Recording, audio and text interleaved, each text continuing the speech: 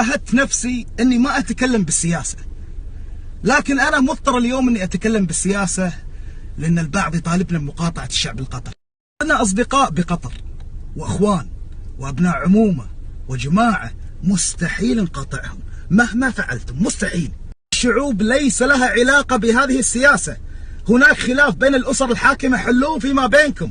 أنا ما راح أقطع بابن عمي ولا صديقي. الله سبحانه وتعالى أمرنا بصلة الرحم، أنت تقول لي قاطع صلة رحمك، مو بكيفك. الله سبحانه راح يحاسبني، مو أنت اللي راح تحاسبني.